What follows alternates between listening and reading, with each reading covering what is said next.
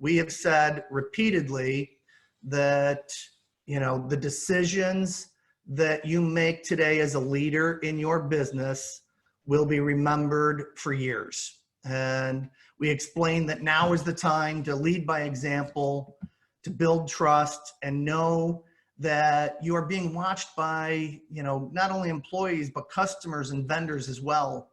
And now is the time to listen more than ever, to be empathetic, allow team meetings to wander a little bit and be personal. And above all else, to allow yourself to be, a little vulnerable and share with your team. In the last, 3 to 4 weeks, as this has been unfolding for different people, and some businesses are opening back up again. I've heard stories, and I just wanted to share, kind of some examples.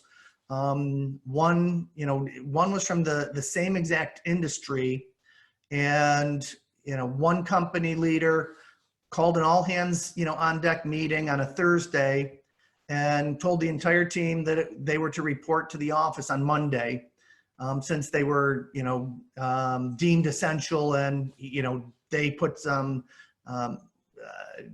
things in place to make sure that everybody was going to be healthy and safe, and they had it all covered, and there was no ifs, ands, or buts about it. Well, here was an organization that had been away from the office now for 2 months.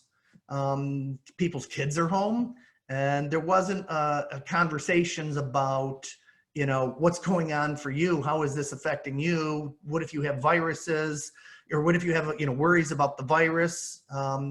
It just was could have been done differently, versus another president of a company in exactly the same industry.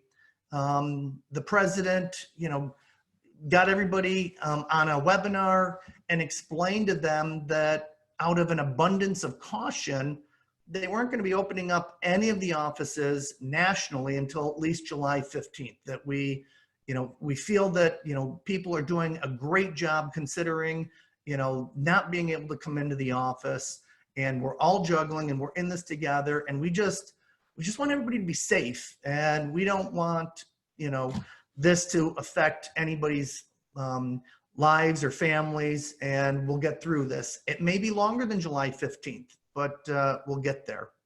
Another local company, they had cut employees' hours to stay afloat, and some of the employees were talking like, well, let's go and get unemployment for the difference.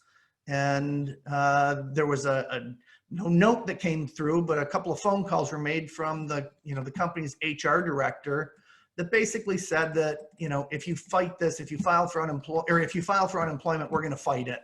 And again, so I go back and I say, which leader are you going to go to bat for in the future? Which leader just lost all trust and respect of his people, her people? They aren't, their people any longer, realistically. And so we talk about what are each of those leaders' return on trust.